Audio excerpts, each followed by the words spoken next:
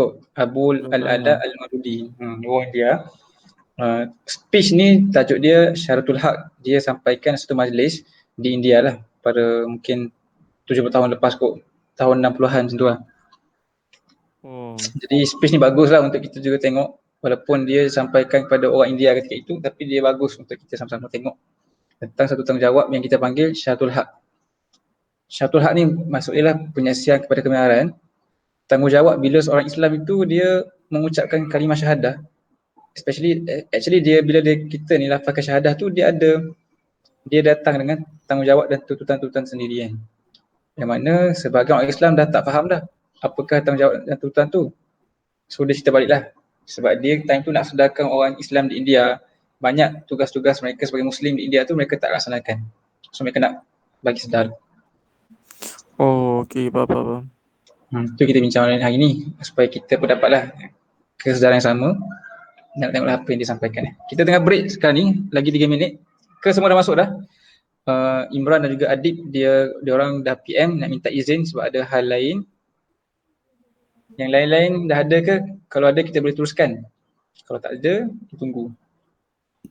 Ada. Aiman ada, Fahim ada, Fahim.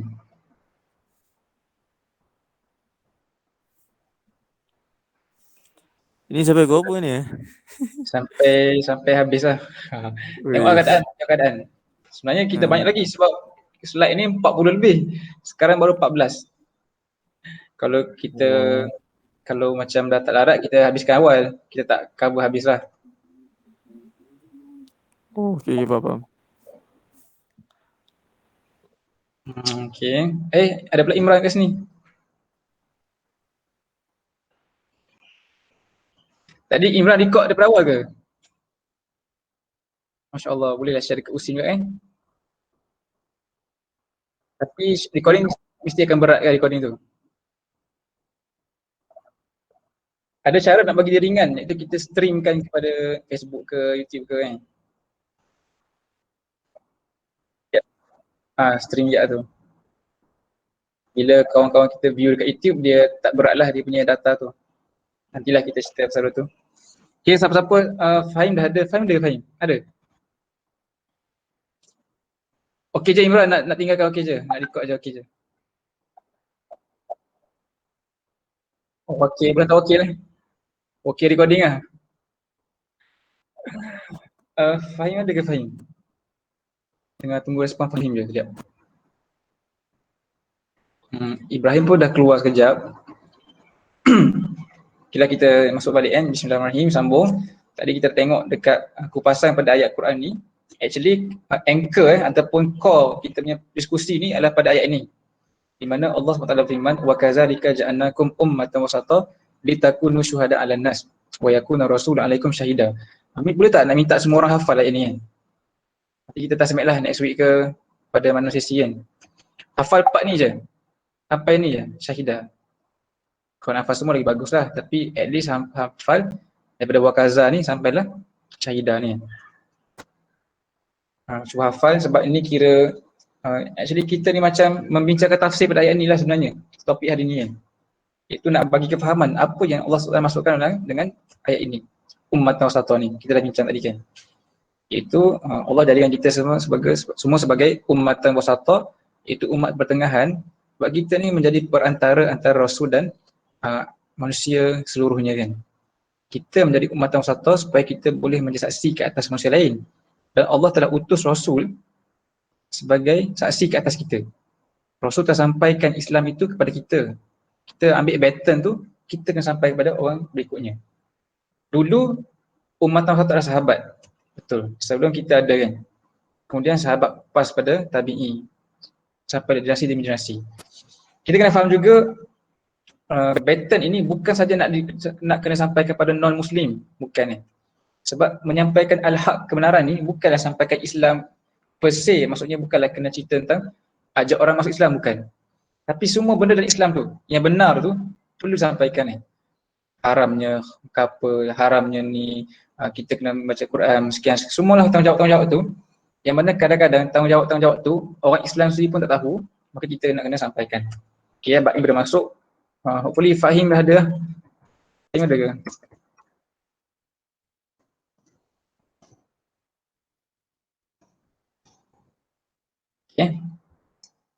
Kita tengok sedikit sambungan speech dia ni.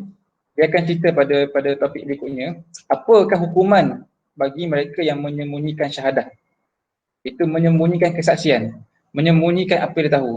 Ataupun dalam arti kata lain, apa hukuman pada saksi yang tak beritahu kesaksian dia. Kita faham dalam konteks mahkamah, kalau saksi tak beritahu apa yang dia saksikan, dia akan menyebabkan tertuduh mungkin disalah hukum atau penuduh disalah hukum. Tapi saksi dekat mahkamah tak jadi apa-apa, betul tak? Tak ada efek kat dia kan? Saksi dalam konteks syahadul haq ni, kalau dia menyembunyikan kebenaran tahu tu, ada hukuman dia. Kita akan tengok dia. Kita tengok di mana Allah SWT berfirman dalam surah Al-Baqarah kan. Dia kata apa ayat surah Al-Baqarah tu? Tak best lah terjemahan dia. Kena baca bahasa Arab baru best. Kita akan jumpa perkataan syahadah tu. Tengok surah Al-Baqarah ayat 140. Iaitu surah yang kedua ayat 140. Betul kat ini. Allah SWT berfirman, panjang ayat tu, sebahagian dia kata apa? Waman azlamu mimman katama syahadatan indahu minallah wa mallahu bighafilin amma ta'malun. Waman azlamu mimman katama syahadatan indallah. Okey, itu point dia kan. Waman azlamu, dan siapakah yang lebih zalim? Waman azlamu mimman katama syahadatan indallah. Kataman tutup, sembunyi. Katama syahadatan indallah.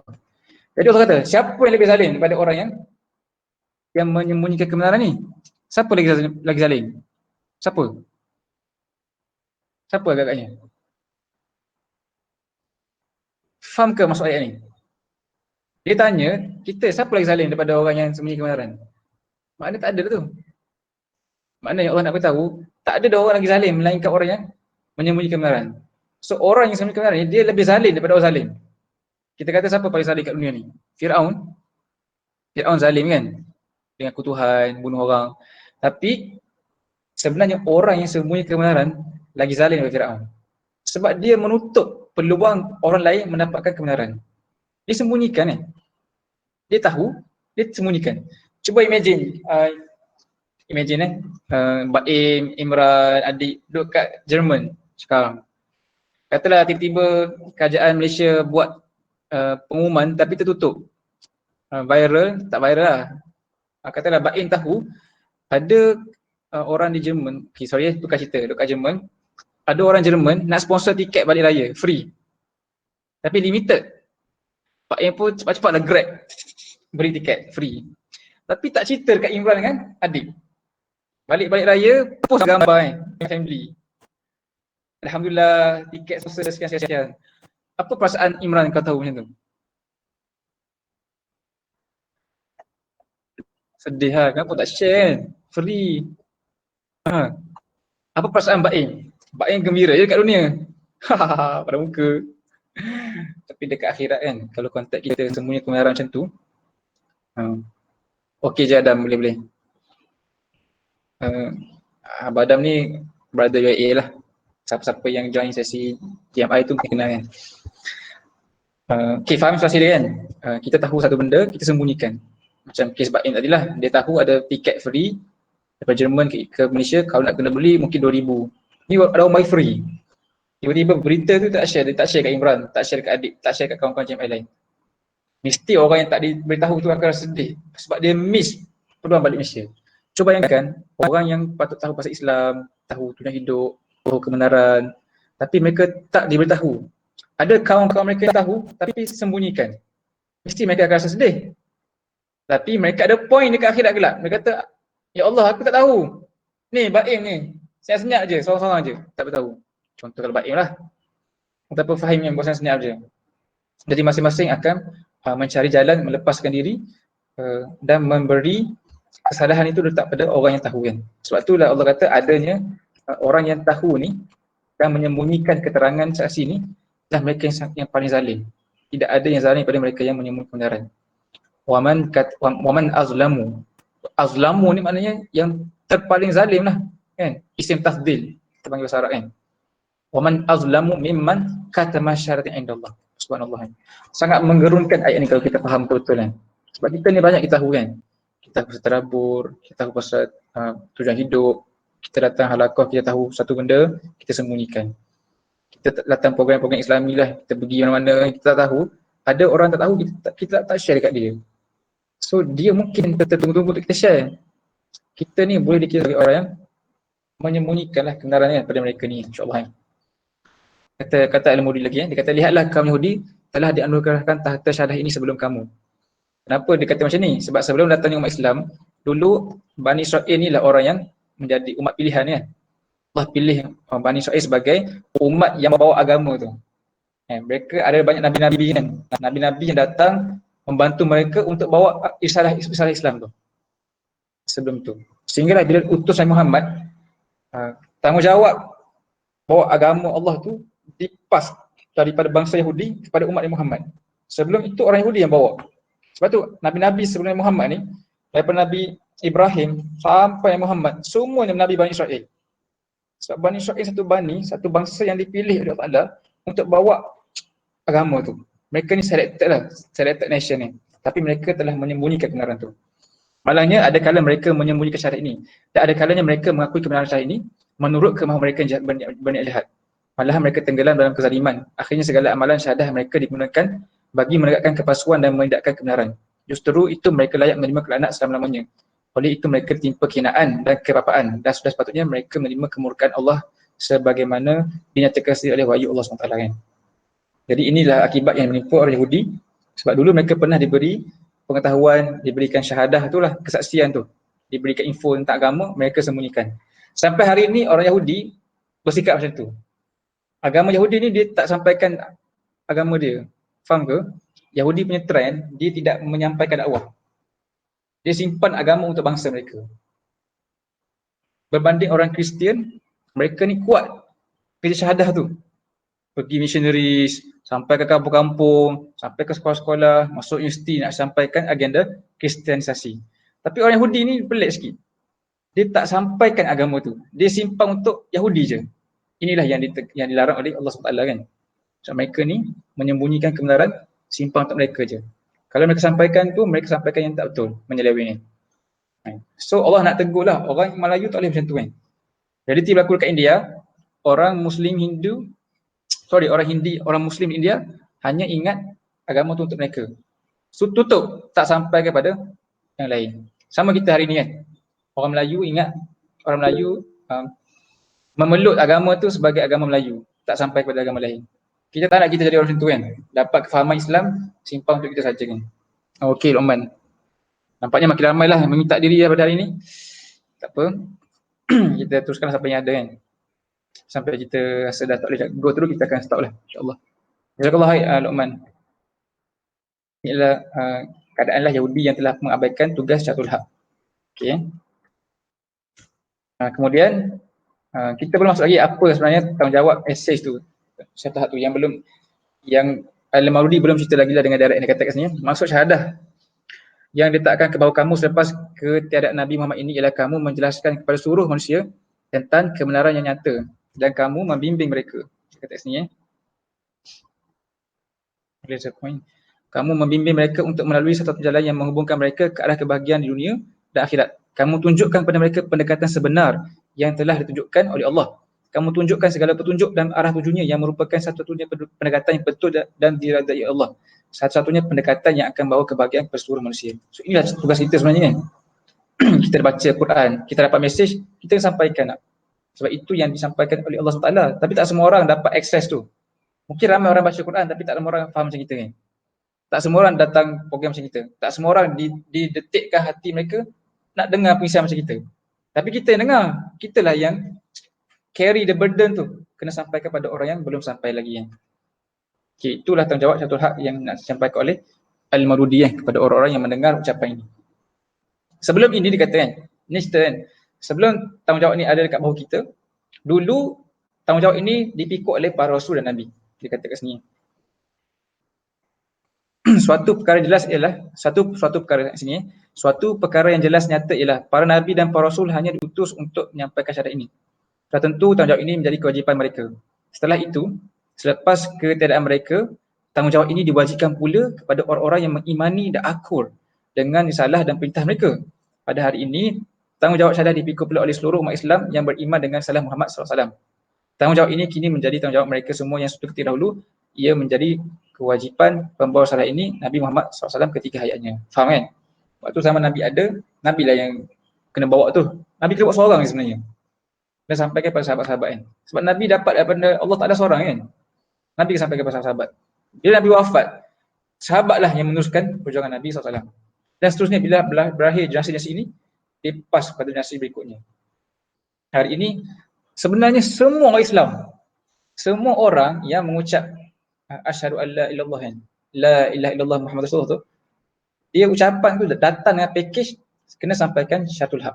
Tapi tak semua orang faham macam tu. Kita lah nak kena fahamkan ni kan. So dia start dengan kita dulu lah, kita sampaikan pada orang lain kan. Kalau semua orang buat kerja tu kan, sebab tu cerita dia kan, kalau semua orang Muslim faham tanggungjawab syahatul haq, mustahil lah kita dah merdeka 60 tahun tapi kita punya portion Islam tu still lagi rendah. Sedangkan kita ada ramai Muslim. Orang Melayu ni sangat aktif beranak kan, melahirkan ramai anak-anak yang beragama Islam. Tapi kalau tak faham tugas tanggungjawab syahatul haq, so rate kadar perkembangan Islam tu akan rendah lah. Okay. So kita tengok kalau dulu Nabi yang buat kerja ni, apa yang berlaku selepas sahabat selepas kewafatan Nabi sallallahu alaihi wasallam. Tengok sedikit peta ni menarik. Waktu zaman Nabi ni dekat mana Islam cover? Mekah, Madinah je kan? Dan beberapa tanah sekitar Jazirah Arab. Tak semua. Okey. Sahabat ni banyak berkumpul kat sini je. Ni Mekah, Madinah ni. Ni Laut Merah kan. Sini Mekah, sini Madinah kan. Tak pergi mana-mana je. Selama 23 tahun duk main dua negara ni je kan. Mekah, Madinah, Mekah, Madinah. Duk kumpul, duk kat JMI semua ni. Ataupun duk kat Intek je. Apa kita panggil berpusat lah. Tak bergerak ke mana-mana. Tapi selepas Nabi wafat Nabi wafat je, pom sahabat. Terus ada yang pergi ke Mesir, ada yang pergi ke Parsi, pergi ke Iraq, Kufah, Basrah, Baghdad, pergi ke apa lagi?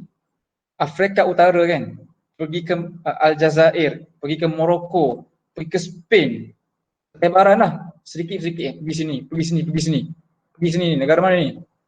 Sampailah pergi Asia kan. Mereka ni meninggalkan Mekah, Madinah. Sebab apa? Mereka tahu dulu mereka boleh duduk diam sebab Nabi ada. Allah akan tanya Nabi kan. Bila Nabi dah selesai kerja Nabi dengan baik, kemudian bila baton sampai tangan mereka, masing-masing mereka tidak boleh duduk diam.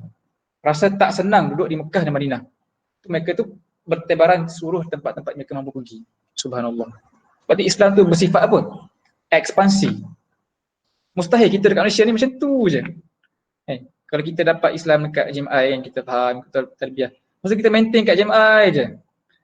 Kita tengok sekolah sebelah tu, kesian pula student-student ni dah mula mengaruh dah, mengorak-ngorak anak perempuan, adanya pornografi, zina.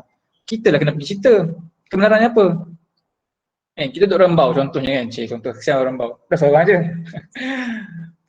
Dia macam itulah Islam, dia bersifat ekspansi kan. Kena pergi situ, kena pergi sini. Nak pergi tak? Nak pergi tu nanti kita bincang lah macam mana kan. Tapi idea dia macam tu, dia kena berkembang dan bergerak kan. Sahabat ni macam tu lah. Mereka ni bertebaran. Waktu zaman Nabi ada, semua duduk bertenggek, duduk bersisi Nabi kan. Berdamping dengan Nabi. Baca hadis, baca Quran, faham, Nabi, Masya Allah. Mati pun kat Mekah, mati kat Madinah. Tapi once Nabi wafat je, kenapa Omar, Abu Bakar, especially sama Omar lah, begitu aktif membuka wilayah-wilayah lain. Kenapa tak maintain je kat Mekah je? Stay dalam Mekah tu, jaga Mekah Madinah. Kenapa nak sibuk-sibuk luaskan kuasa? Sebab mereka faham. Kan? Litakunu syuhada alam nas. Mereka kena menjadi saksi atas seluruh manusia. An-nas ni ramai lagi. Kat Rom pun An-nas juga. Dekat China pun An-nas juga. Dekat Mesir pun manusia juga kan. Semua manusia tu perlu sampaikan Islam. Allah kata, wa ma arsalnaka illa rahmatan lil alamin. Walaupun Nabi ni wafat, dalam keadaan Nabi tak sempat jumpa semua manusia kan. Tapi hikmah kenabian tu, manfaat kenabian itu, risalah Islam, an-nubuwah, tarbiyah Nabi bawa tu, dia mesti dirasai oleh seluruh manusia, rahmatnya. Dia Nabi wafat, maka sahabat dah bertanggungjawab untuk menyebarkan rahmat tu. menyebarkan mesej tu pada umat lain tu, seluruh Islam ni. Sebab tu kita kan ada idea macam tu kan. Tidak boleh kita ni simpan dalam diri kita saja kan. So bertebaranlah mereka ni.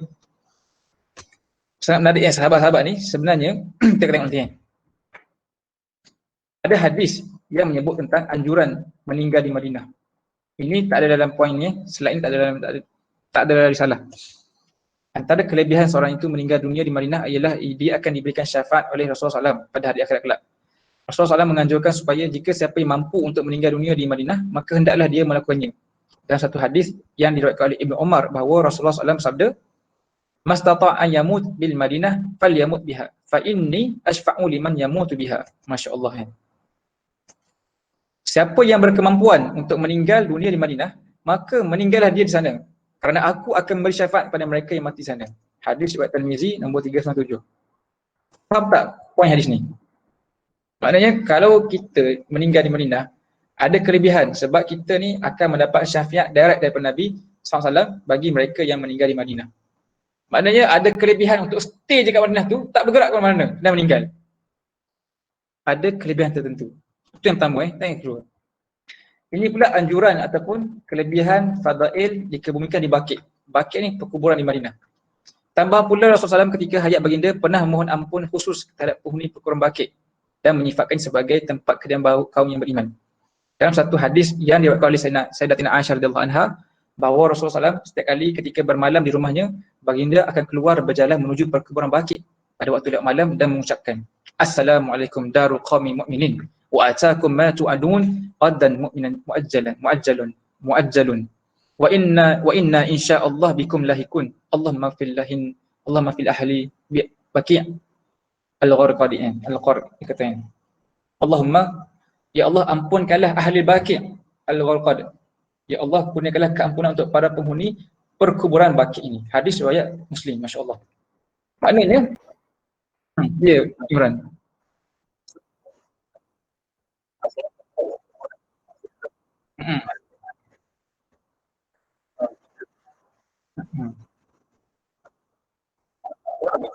Beza. Okey. Betul, beza. Meninggal di Madinah tidak semestinya dikemukakan di Baqi'. Okey.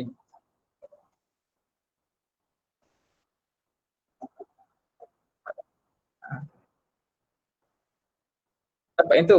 Okey, betul, dapat yang tu. Tapi tak dapat kelebihan ahli Baqi'.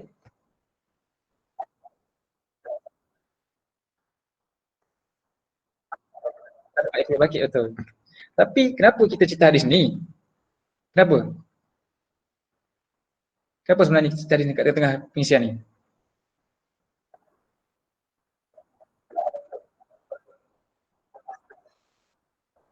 Nak kata ni bukan. Sahabat ni, walaupun mereka ada reason yang kuat untuk stay di Madinah. Sebab kalau stay kat Madinah, boleh meninggal kat Madinah. Boleh dikemukakan di Baqi'. Dulu, mana ada flight mati kat tempat lain, lepas tu hantar balik ke Baqi'. Tak ada. Kalau dah pergi ke Parsi, meninggal kat Parsi, tanam kat Parsi je lah. Kan? Sebab baik tempat untuk kita ditanam adalah tempat kita mati kan. Betul tak? Hadis Nabi kan. So, Nabi tu dia mati dekat bilik Aisyah, dia tanam kat situ juga. Sebab itulah Nabi punya kubur dalam Masjid Nabawi. Sebab bilik Aisyah tu dia dekat dengan masjid kan. Okay, nak ceritanya, walaupun ada kelebihan-kelebihan ni, sahabat ni tidak mengejar kelebihan-kelebihan ni. Mereka tetap keluar daripada Madinah. Sebab tanggungjawab akses lebih besar daripada mengejar kelebihan-kelebihan ni. Kadang-kadang kita mengejar kelebihan-kelebihan kecil sehingga kita mengabaikan tanggungjawab lebih besar. Betul tak? Kita apa kelebihan-kelebihan kita duduk kat bilik. Tidur, katil yang relax, aircon, ataupun kita bagi alasan lah nak menyantuni ibu bapa kan. Padahal parent kita tak perlu kita pun, kita membebankan dia je. Kena masak rumah. Kita ada je kawan-kawan, ada adik atau abang kita yang boleh bantu parent kat rumah kan. Tapi kita sanggup duduk rumah je tak nak keluar kan. Sedangkan kita perlu keluar untuk sampai ke Islam. Nak ceritanya sahabat ni, mereka ada sebabnya. Tak naklah keluar pergi ke Malaysia, pergi ke China. Nanti kalau pergi ke Turki, mati ke Turki, tak dapatlah kelebihan jadi ahli Baqi'. Tak, mereka tetap keluar. Kerana tanggungjawab menyampaikan syahadatul haq lebih utama berbanding mengejar kelebihan-kelebihan meninggal di Madinah. Subhanallah. Itu kefahaman yang dibawa oleh para sahabat ni. Dan sepatutnya kita ni adopt kefahaman yang sama ni.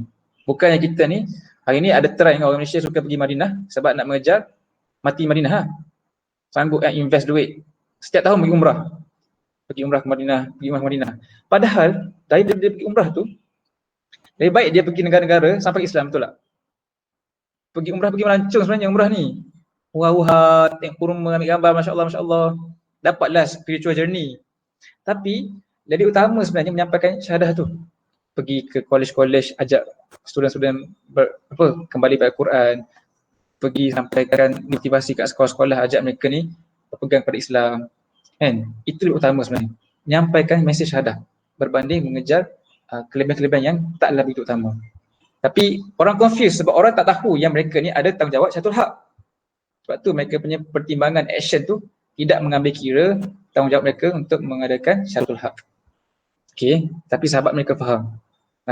Nabi wafat aja mereka pergi. Itulah okay, ya Imran.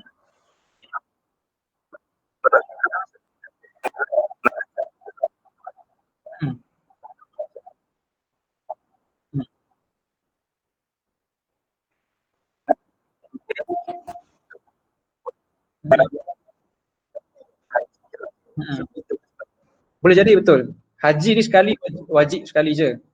Yang kedua sepatutnya dia kena buat haji dulu satulah, sekali lah. Sekali buat je. Tapi haji yang kedua, yang ketiga tu dia dah sunat dah. Dia bukan lagi rukun. Tapi mungkin dia tunggu turn haji kan. Sambil-sambil tunggu turn tu dia spend duit untuk buat dakwah tu. Tapi ramai orang Malaysia ni, duit mereka kumpul pergi umrah saban tahun tau. Siapa-siapa kerja, ada kawan-kawan kerja di company-company umrah kan. Sometimes orang yang pergi umrah ni orang sama je. Orang kaya kan, family kaya. Tahun ni pergi, tahun pergi lagi. Mereka spend duit tu untuk mendapatkan kepuasan peribadi, untuk mengalami sendiri spiritual journey tu je. Kita pergi umrah dapatlah insaf, berubah. Tapi untuk kita je kan. Cuba bayangkan kita spend duit untuk bina orang sampai Islam. Kita mati, kalau benda tu bermanfaat, dia terus keep running pahala tu. Kalau kita pergi umrah, balik umrah habislah pahala tu. Dia panggil one off kan. Tapi amal-amalan cerita ke Islam, bina rumah, tempat nak program ke orang jadi da'i ke, inilah amal-amalan kita panggil jariah yang berterusan. Sahabat ni pergi negara ni establish Islam. Islam pun maju ke situ, kembang. Dia dapat pahala berterusan. Dia pergi negara ni establish Islam. Nanti katalah kalau pergi Jerman ni, kena ada mission tu lah. Bina komuniti Islam kat situ. Tak mesti Jerman. Duduk kat Malaysia boleh. Dekat Bangi ada sekolah-sekolah yang teruk student kan. Tak dapat sentuhan Islam. Mereka ni perlukan senior-senior yang memberi sentuhan tarbiyah pada mereka. Yang dekat Perak ada, dekat Rembau ada, dekat IPT banyak kat Malaysia ni. Tak semua tempat lagi orang masuk dan menyampaikan Islam sebenarnya.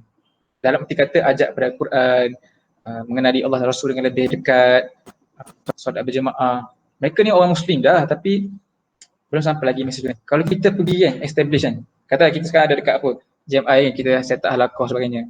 Mungkinlah kita 2-3 tahun kita fokus JMI kan. Tapi tahun keempat kita buka lah. Kita pergi ke KPTN Bangi, kita pergi ke Unit KL dekat dengan Transjenal. Kita settle Bangi dulu. Okay, lagi 10 tahun kita masuk.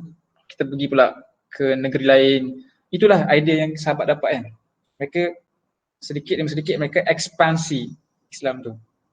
Dan itulah amal yang berkelanjutan. Mereka meninggal pun faedah amalan tu terus mengalir pada mereka. Ahlan wa salam pada Hazimi. Sekarang ni kita dah macam half journey lah. Membincangkan satu topik yang masuk syaratul haq.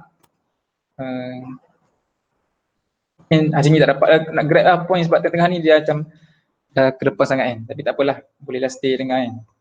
So kenapa sahabat-sahabat Nabi ni, kita back kat sini kan, bila Nabi SAW wafat, sahabat-sahabat Nabi meninggalkan kota Madinah dan kota Mekah pergi ke negara-negara ini kan.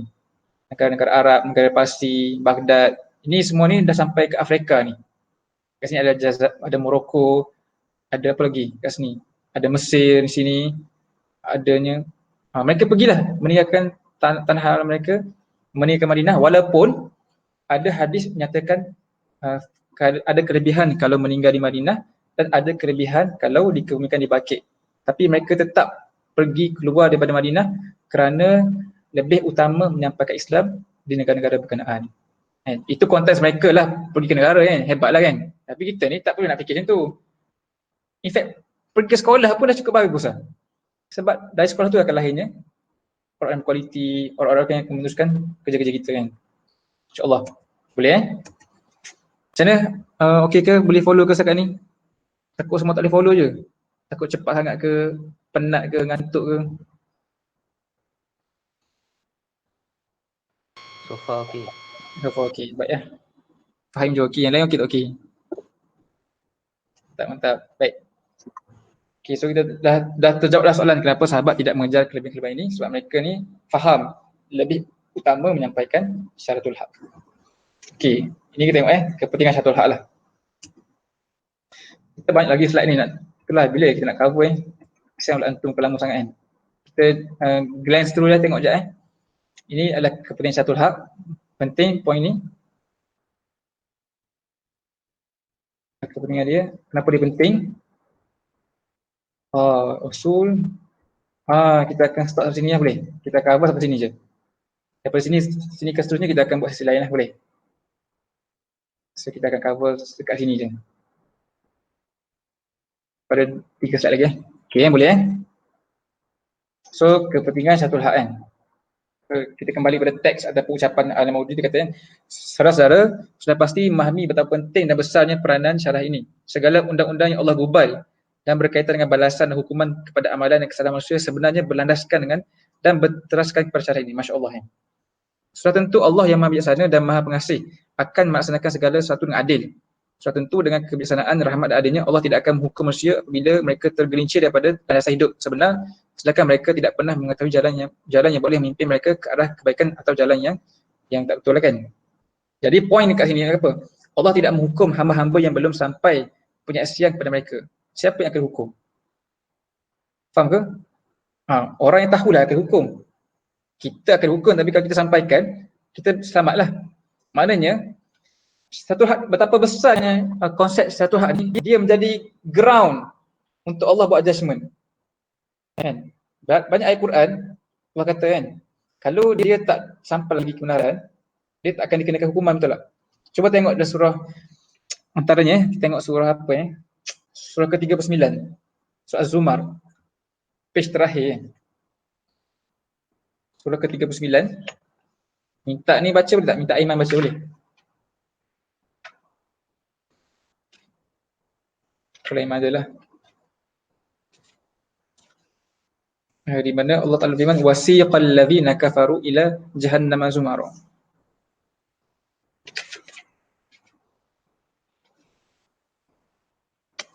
Ayat berapa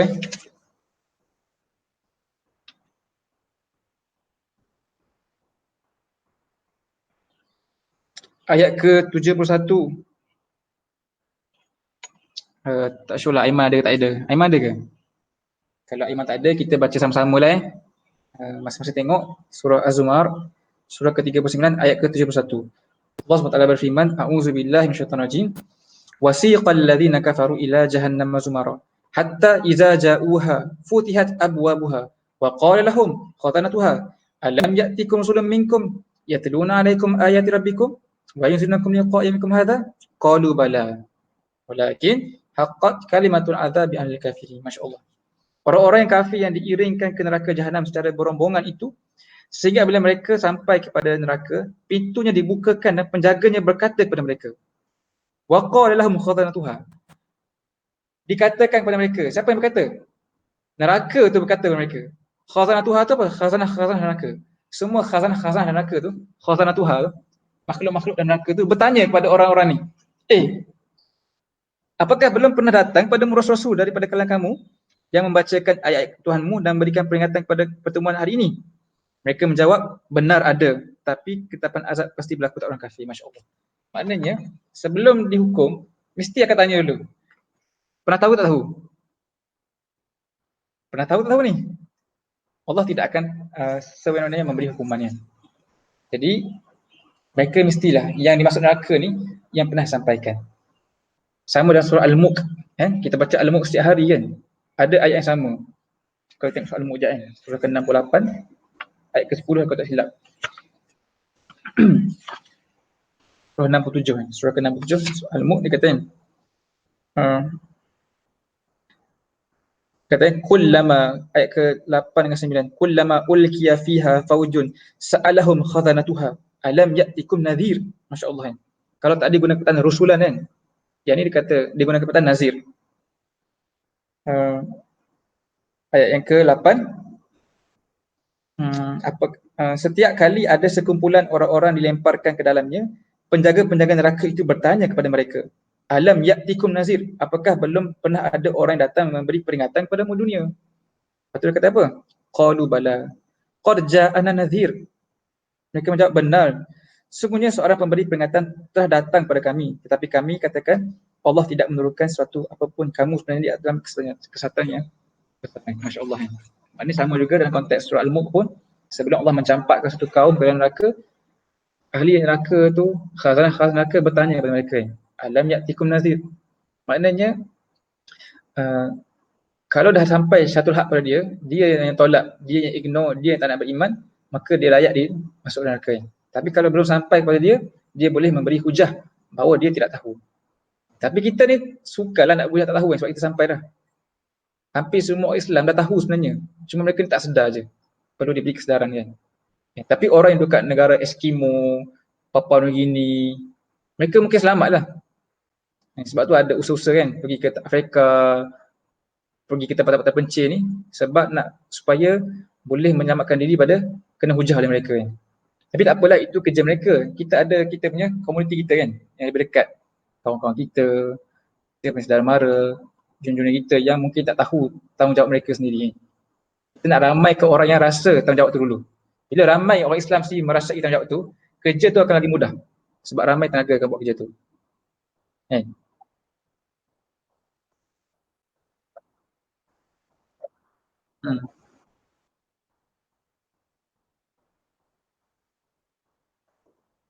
Kena sebenarnya, betul. Sebab dia dah tahu dah kan. Tak sedar ni sebab dia ignore kan. Sebenarnya hari ni suka nak kita tahu sebab mesej Islam tu ada kat mana-mana kan. Internet. Cuma tak sedar lah kan. Sebab kita belajar Islam ni dekat sekolah lagi. Solatnya, syahadahnya kan. Cuma mungkin cara kita belajar tu, kita belajar secara akademik lah. Pembelajaran kita tu tidak menyedarkan, tapi hanya memberi pengetahuan. So mereka juga telah sampailah peringatan pada mereka kan. Semua orang lah. Kita bukan nak cerita pasal neraka-neraka ni. Kita tak naklah kita ada mindset menerakakan orang. Tapi kita cerita benda ni sebab nak beritahunya penting Syatul Haq ni sebab dia menjadi ground ataupun batu asas Allah Ta'ala membuat penghakiman pada hari akhirat kelak. Itu pentinglah Syatul Haq ni. So Allah tidak akan hukum hamba-hambanya yang belum sampai penyaksian kepada mereka, tapi yang akan hukum ialah mereka-mereka yang memiliki kebenaran itu pada mereka kan. Tengok surat 165 ni ya. Samalah cerita tentang Rasul-Rasul. Rasul-Rasul pembawa khabar gembira dan pembawa amaran supaya tidak ada bagi manusia satu hujah dari Allah setelah mengutuskan Rasul itu. Dan ingatlah Allah Maha Kuasa lagi Maha Bijaksana. Jadi untuk Allah ada sebab untuk menghukum manusia ni, Allah datangkan Rasul lah supaya Rasul itu sampaikan kebenaran. Jadi Rasul itulah akan menjadi hujah bagi Allah SWT. Kalau Rasul itu tak buat kerja, so hujah Allah tak akan tertegak. Faham ke? Sebab orang yang kena azab tu mungkin boleh berhujah. Ya Allah, Rasul kau tak buat kerja. Tapi taklah. Semua Rasul buat kerja kan. Nabi Nuh buat kerja dia, Nabi Muhammad buat kerja dia. Mereka buat kerja siang malam sampai dah wafat kan. Tak, mereka ni adalah hujah bagi Allah. Dan kita kena cari hujah untuk kita lah. Semua ini menjelaskan apa yang saya nyatakan tadi, bahawa syahadah yang Allah perintahkan ini sebenarnya bertujuan mematahkan segala hujah manusia yang bakal digunakan di hadapan Allah kelak, agar tiada ruang lagi untuk manusia membuat alasan selepas mereka menerima seruan para Nabi. Tiada alasan untuk mereka berkata, kami tak pernah diberitahu tentang perkara ini. Jadi, tidak ada sebab untuk kami dihukum kerana melakukan apa yang kami tidak tahu, mana yang baik dan mana yang tidak baik, mana yang elok, mana yang buruk. Tak adalah. Ini semua hujah-hujah ni akan dipatahkan jika telah sampai kepada mereka mesej-mesej daripada Rasul dan juga naziran kan, peringatan-peringatan kita semua ni. So dalam konteks ayat ini, Rasul ni jadi saksi pertama. Lepas ni datanglah saksi yang lain. Okay. Rasul sendiri tidak ada pilihan. Ni typo pilihan. Demikian Allah letakkan tanggungjawab ini kepada para Rasul yang telah dipilih untuk menyampaikan salahnya dan memastikan syariat sampai kepada hamba-hambanya. Para rasul terpaksa berhadapan dengan segala tanggungjawab ini. Mereka menyebarkan syariat ini sebaik-baiknya dan mereka laksanakan segala tanggungjawab ini dengan penuh kesungguhan, kesabaran dan ketabahan tanpa mengenal erti penat lelah, dengan memberitahu bahawa seluruh manusia akan diberikan ganjaran berdasarkan amalan mereka dan akan diberi hukuman berdasarkan kejahatan dan kelakuan buruk mereka. Jika sebaliknya, iaitu jika para nabi tidak menjalankan tugas mereka, maka mereka lah yang akan dihukum oleh Allah kerana kesatan dan kejahatan manusia. Masya Allah. Maknanya Rasul ni tahu aware konsep ni. Sebab tu dia buat kerja keras. Nabi Nuh kan, dia dah buat kerja 900 tahun, tak ada orang ikut pun. Tapi dia tidak bertanggungjawab atas orang tu ikut tak ikut. Yang penting dia sampaikan, dia selamatlah. Kan? Kalau dia tak buat, dia sendiri akan kena. Cuba tengok surah Al-Maidah ni, ayat 67. Boleh tak siapa bacakan surah Al-Maidah ayat ke-67. Kita akan cover few slide lagi dan kita akan stop lah insya-Allah.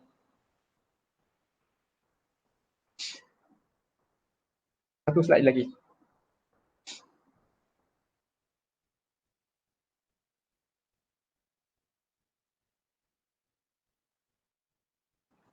Boleh ke siapa dah jumpa ayat tu? Boleh bacakan?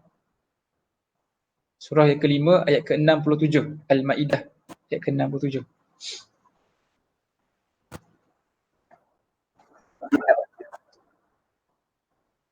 Okey, boleh. A'udzu billahi minasyaitonir rajim. Bismillahirrahmanirrahim. Ya ayyuhar rasul balligh ma unzila ilaika min rabbik wa illam taf'al fama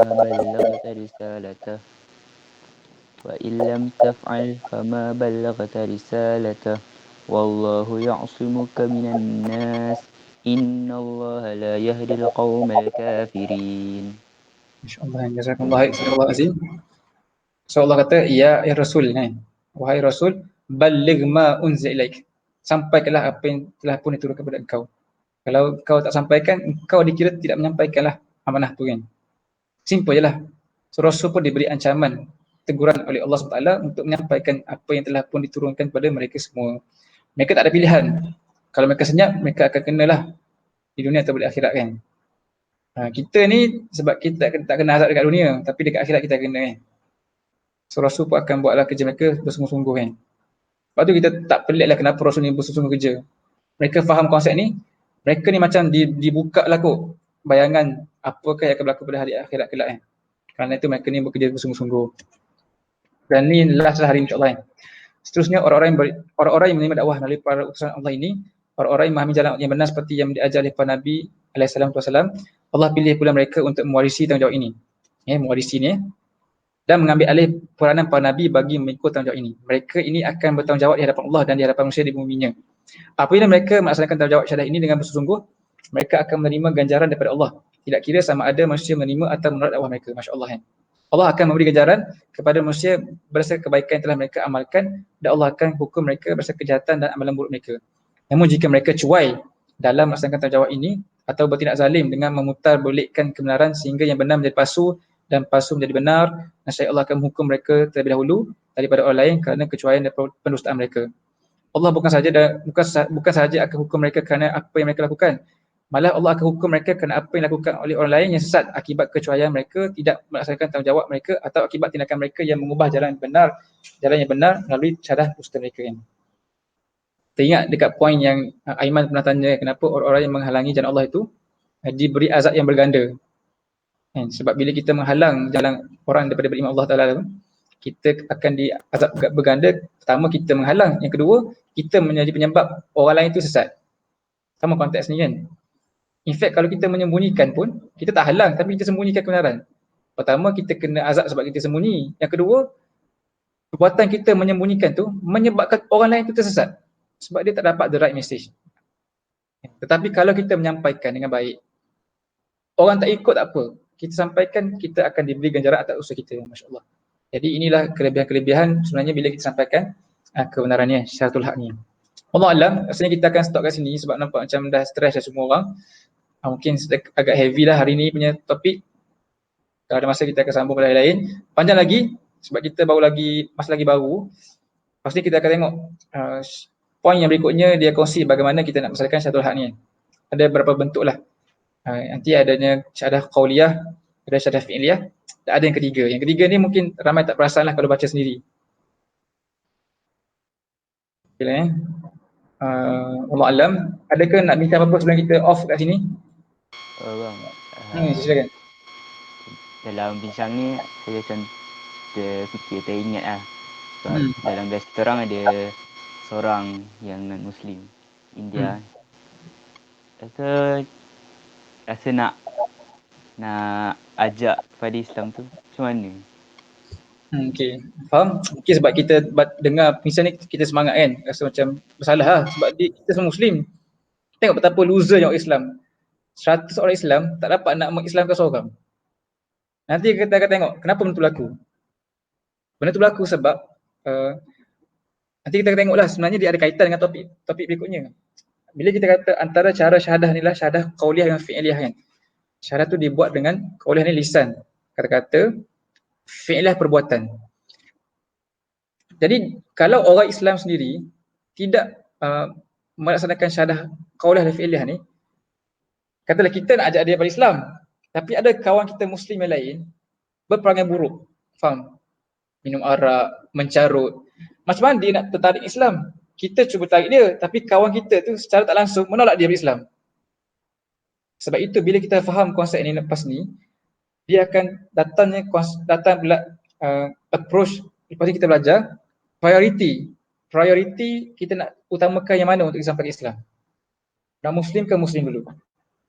Sebab suka nak ajak orang bukan Islam masuk Islam dalam keadaan orang Islam sendiri yang tidak beramal Islam. Orang Islam sendiri yang indirectly menyebabkan orang bukan Islam melihat Islam itu agama yang tercemar.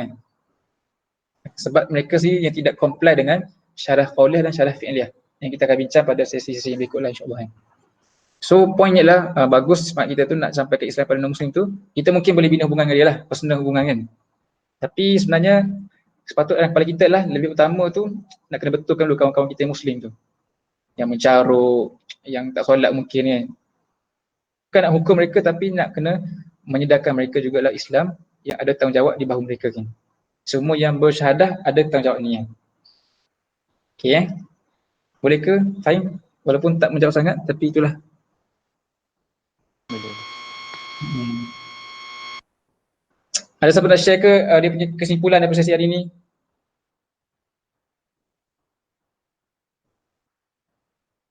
Aiman, okey Aiman, ada ke sana? Ke dah tak ada rasanya? Okey.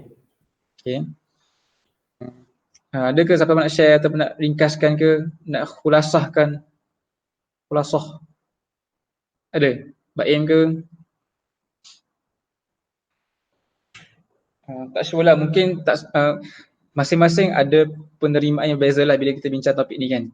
Ada orang rasa biasa, ada orang rasa beratnya, ada yang rasa macam ganas ni topik ni. Ada yang rasa macam dengar dan tutup telinga dan tak nak tahu lebih detail kan. Macam itu terpulang lah masing-masing akan berfikir dan merenung kembali sejauh mana kita telah pun menyempurnakan tanggungjawab ini kan. Abang hanya sampaikan sebab lepas kita baca topik ni, kita baca Quran lepas ni, kita akan dapati kenapa macam ni. Kenapa banyak sebut syahadah kan? Kenapa banyak sebut saksi? Kenapa Rasul buat kerja macam ni? Rupa-rupanya mereka ni semuanya, kebanyakan ayat Quran ni sedang menceritakan kerja-kerja syaratul haq yang sedang dibuat oleh mereka. Lepas ni kita akan faham, bila kita jumpa perkataan saksi, kita faham kenapa macam tu ayat tu. Sebab dia ada kaitan dengan konsep syaratul haq ni. Yang mana konsep ini mungkin tak difahami dengan baik oleh majoriti umat Islam hari inilah. Sekarang kita fahamlah sedikit kan. Kalau tak faham semua, faham sikit lah insyaAllah kan. Jazakallah Alan bagi respon berat tapi membina bagus. Sepatutnya bila kita dapat poin ni, dia sepatutnya ending dia lah apa kita kena buat lepas ni lah kan. What's next. Tapi sebab kita tak habis lagi, poin tu ada dekat ujung slide. Sekarang slide tak habis lagi. Kita cari masa lah, kita akan discuss lagi mungkin minggu depan ke untuk sambung diskusi ni penting ataupun dalam halaqah masing-masing kan. Tapi itulah again lah, personally abang sendiri ketika first time dengar topik ni pada tahun 2012, lebih kurang 9 tahun lepas kan, sangat terkejut lah sebab kita tak pernah tahu kan kita ni akan jawab syatul haq. Hari ni mungkin antum tahu sebab benda ni dah mula dibawakan oleh media Sebab sekarang ni wave nak sampai ke Islam tu, wave nak sampai ke Islam dah banyak kan. Ustaz-ustaz cerita kat ceramah, ada YouTuber cerita pasal Islam. So banyak sumber. Tapi tahun 10 tahun lampau tak ada benda ni. Tak ada orang cerita pasal bertanggungjawab, tak ada cerita pasal Quran, tak ada orang cerita tentang tadabbur, kurang. Jadi bila tahu tu macam satu gertakan lah. Jadi sangat terkesan. Sampai takut nak jumpa orang. Takut orang tu tanya kita pada hari akhirat kelak. Kalau kita tak jumpa dia, tak pernah berkenalan dengan dia, okey lah, sama kita kan. Sebab kita, aku tak kenal pun kau. Tapi kalau kita dah kenal dia, Masya Allah, dia tu berpotensi untuk berhujah ke atas kita kan, di akhirat kelak. Sebab kita menyembunyikan kebenaran. Sebenarnya kita ni, bila kita faham konsep Syatul Haq ni, kita kena rasa tak senang duduk, kena buat something lah untuk mencari hujah-hujah yang akan mempertahankan kita kelak lah. Kan? Sebab itulah kita orang sibuk-sibuk ni, pergi JMI, pergi USIM, pergi Intek, nak sampaikan juga supaya makin ramai orang faham, kerja-kerja tu lagi ringan lah. Lagi ramai orang bawa beban tu lagi ringan, lagi cepat dan lagi ramai orang dapat manfaat. Kalau kita buat seorang kita penat lah. Tapi kalau ada orang lain, saban tahun kita cari orang lain, bina orang, bagi kefahaman, bagi perasaan. Mungkin tahun ni ada sampaikan kat Fahim, Imran, Adlan, Aiman, Azimi, Baim. Kita depan korang lah pula yang buat kerja ni. Tapi kerja abang tak habis. Stay kena buat sampai lah mati kan.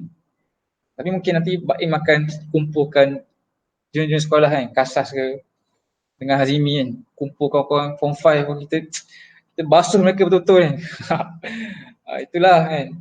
Habis SPM nanti kita cerita kat mereka pula kan. Kena ceritakan lah. Dekat luar sana ada banyak spectrum of manusia. Ada yang dah kerja, ada umur 60-an, ada yang dah pencen, ada sudah sibuk bina keluarga. Bila kita nak pilih kan, kita nak pilih grup mana kita nak fokus untuk sampai ke Islam. Yang kita mampu kan.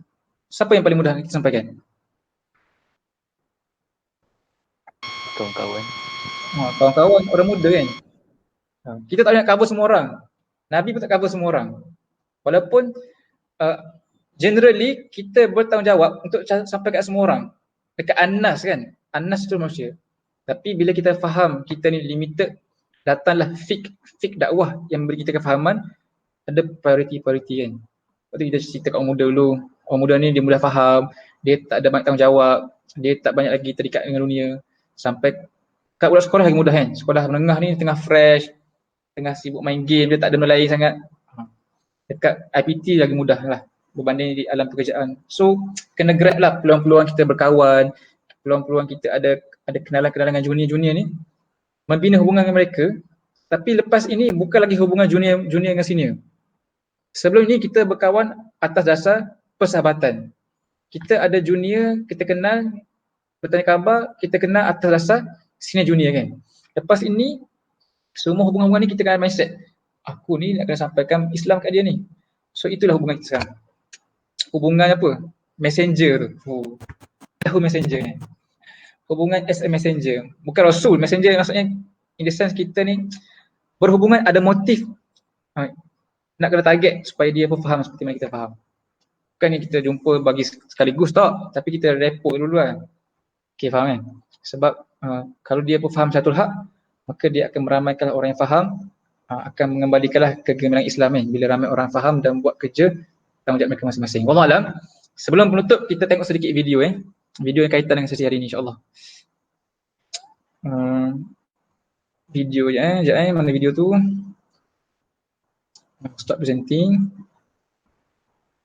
Share video je YouTube. Asal macam ni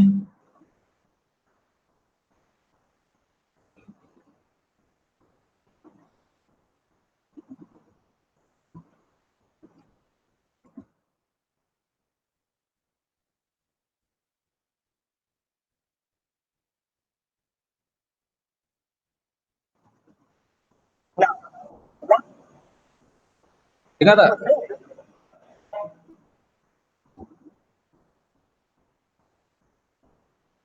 Belum lagi kan? Belum share lagi. tak. 。 . 。 . 。 . 。 . 。 . 。 . 。 . 。 . 。 . 。 . 。 。 . 。 . 。 。 . 。 。 . 。 。 。 。 。 。 。 。 。 。 。 。 。 。 。 。 。 。 。 。 。 。 。 。 。 . 。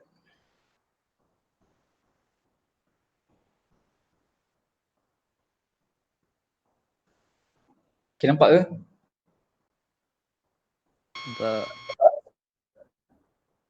Tapi mungkin dia tak lawa lah dia punya kualiti. For celebration. Oh, We are finally made a middle nation. Yes, awesome. But Allah Azza wa Jalla never gives an honor, He never gives a position, except that He brings with it a lot of responsibility. So in the same ayah, it's not tak okay. Dengar okay ke tak clear? Dia sekat-sekat. Tapi okey je. Tak sekat Dia, eh? sebab dia Sekejap tak Semua nak bagi dia nice eh. Nak bagi dia nice sikit eh. Aku rangkuk pula.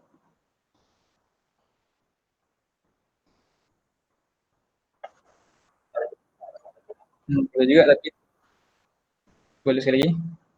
even the next ayah. You can't even finish this ayah without getting to the responsibility. This ayah is not just about the honor. وَكَذَلِكَ جَعَلْنَاكُمْ أُمَّةً وَسَطًا is the honor. But Allah didn't stop at the honor. Then He piled on us the responsibility, the burden.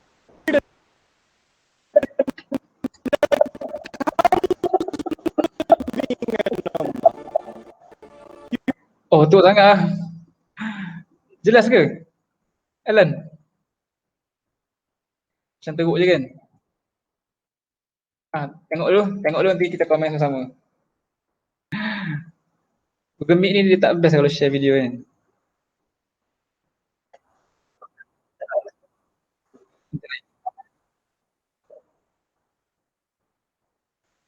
Oh faham.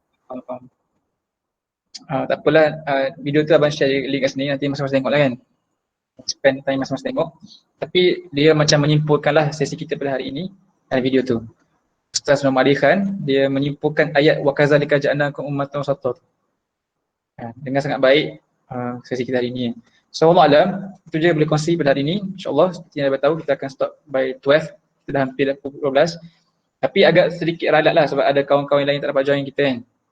Daripada kumpulan Ahad malam, ada Hazimi seorang je dengan Baim. Mungkin boleh sampaikan pada tim Ahad malam. Daripada grup kita yang JMI Usim pun, ada kawan-kawan Usim tak join kita. Daripada tim Adlan punya record pun, ramai tak join kan. Aiman, Luqman, Double Luqman, Syafiq sebagainya. So semua orang kat sini bertanggungjawab lah nak nyampaikan tak. Kalau ada rezeki kita boleh arrange buat slot yang lain untuk repeat sesi lain pada kawan-kawan lain. InsyaAllah mungkin ramai orang lebih prefer malam kot. Sebab ramai nampak macam busy siang hari. Tapi bukan tak nak buat malam. Kalau buat malam dia akan drag lama kan. 2-3 jam. So takut ganggu tidur semua. Tapi tak apalah, abang akan cubalah sampai kepada lain-lain juga. Ni je mampu sampaikan. Topiknya masih belum habis. Tapi abang akan share slide in advance kot insyaAllah. Mungkin boleh tengok slide tu. Dan Allah Alam, kita berdoalah semoga Allah SWT memberi kita kekuatan untuk, bukan saya tahu tentang topik ni tapi dia perlu diamalkan. Kita ni mampu menyampaikan Islam kepada orang lain dalam arti kata untuk memenuhi tanggungjawab kita sebagai seorang Muslim lah, menyampaikan syaratul haq. Sekarang ni kita pergi mana-mana je, orang yang kita jumpa tu ada possible untuk menyoal kita pada akhirat kelak kan. Kenapa tak cerita kat mereka, tapi tak apa, kita cool, kita sampaikan mana kita mampu. Dan kita kena merancang lah lepas ni kan. Sekarang ni kita sama-sama kita, lepas ni kita kena merancang. Especially kalau kita ada junior yang mudah kita nak approach lah, kawan-kawan, junior. Inilah grup-grup apa yang mudah untuk kita approach kan untuk sampaikan Islam ni insyaAllah kan. Sebab kita ada platform, kita ada sistem halaqah yang baik, dah tahu nak sampaikan apa, kita dah tadabbur banyak Quran, kita dah bincang tafsir Quran, kita dah cover mula hadis, kita tahu, kita dapat banyak pengisian dah. Dan kita dah boleh sebenarnya slowly mula praktis untuk menyampaikan sendiri kan. Ataupun sekurang-kurangnya mengajak mereka lah untuk sama-sama kan. Allah Alam, itu je kot yang boleh cerita pada hari ini. Aku boleh qali hadza, astaghfirullah wa li wa lakum. Kita round table lah sedikit. Ada apa-apa ke Imran sebelum kita close? Tak ada. Fahim ada apa nak share ke, nak ulas ke? Tak ada juga. Aiman? Tak ada. Okay, Baim ada apa Baim? Satu soalan tapi ni kat team group Al-Qari Ahad ni dah pernah share ke teks setelah Belum. belum kan? Okay. Belum. Itulah. Pak A boleh share lah kot. Tu lah, tak teringat lah sebab group banyak sangat kan, kadang missing lah. Ya, Pak A boleh terus share. Nanti abang share slide terus. Pak A share teks dulu kan. Boleh. Okay. Alan ada ke Alan apa-apa? Adlan ada apa-apa tak? Adlan. Saja tanya dulu sebelum tutup kan supaya tahu semua orang mendengar ke tak mendengar. Setengah orang mungkin dah left. Okey Alan boleh tanya. Boleh tanya sebelum kita tutup. Kita tanya. Part tu bila ya Allah? Itulah kalau nak dengar part tu kalau boleh nak minta kawan-kawan lain tu dia kena faham dulu part 1 kan. Supaya bila kita buat part 2 tu semua orang dah aware part 1 lah insya-Allah kan. Tapi tengoklah cari masa lah. Tapi sepatutnya kita cover terus supaya kita dapat the whole kefahaman tu. Tapi tak apa, cuba nanti insya-Allah. Azimi ada apa-apa Azimi? Tak ada. Okay, jazakallah khair. Tak sure lah Azimi dapat apa yang sebab masuk kat tengah-tengah. Betul dia kira bedah buku lah. Bedah buku yang panjang kan. Tapi ni bukan buku pun, ni hanya ucapan. Tak sebuku pun kita bedah. Kalau Imran ada recording nanti Imran boleh share. Kita cuba stream dekat mana-mana link. Nanti kita boleh share dekat kawan-kawan lain. Link tu lah supaya mudah mereka nak tonton balik kan. Kalau mereka nak tonton lah. Allah alam. Jazakumullah semua. Minta maaf atas kesilapan, kasar bahasa, gurau senda. Tapi benda kena ingatlah mesej ni besar dan tanggungjawab kita semua kan. Kita semua punya tanggungjawab lah. Banyak lagi lah benda yang kena buat kan. Sebab sebenarnya setiap masa kita tu akan tanya lah. Kita buat apa kan. Kita tak tahu sejauh mana, sedetail manakah Allah SWT akan bertanya pada hari akhirat kelak. Sedetail manakah judgement tu berlaku kan. Tapi kalau dia detail dan dia very particular setiap saat kita seramai mana orang yang telah kita approach, kita kena prepare lah dengan benda tu kan. Kalau siapa dah ada usaha-usaha dia, insyaAllah lah dia adalah sebahagian jawapan ni kepada persoalan-persoalan berkenaan. Tapi ramai lagi lah kawan-kawan kita, junior-junior yang kita boleh cover tu, yang mereka ni sebenarnya tunggu je masa untuk kita cerita kan. Setengah-setengah kita ni ada influencer masing-masing kan. Ada orang yang terpengaruh kita. Mungkin Fahim ada satu grup kawan-kawan yang terpengaruh dengan dia. Ada pengaruh masing-masing lah. Macam Baim ada pengaruh sendiri yang dekat sekolah. Azimi ada pengaruh sendiri dekat CFS. Aiman ada pengaruh sendiri dekat dia punya clan lah. Masing-masing kita ada kita punya kita panggil circle of influence tu. Kan? Adlan ada dia punya pengaruh dia dekat rakan silat dia ke, dekat housemate dia ke. Jadi kena gunalah ruang, skop, platform, circle of influence tu untuk kita ni sampaikan Islam ni kan, syatul hak ni. Bukan sekadar ada circle of influence untuk sekadar bersosial kan. Wallah alam. Kita tangguh dengan tasbih, kafarah dan suratul as. Subhanallahumma wa bihamdika asyhadu an la ilaha illa anta astaghfiruka wa atubu ilaik. Bismillahirrahmanirrahim. Wal asri innal lafi khusr illal ladzina amanu was-solihat tawasaw bil haqq tawasaw bis sabr. Assalamualaikum warahmatullahi wabarakatuh. Terima kasih. Okay.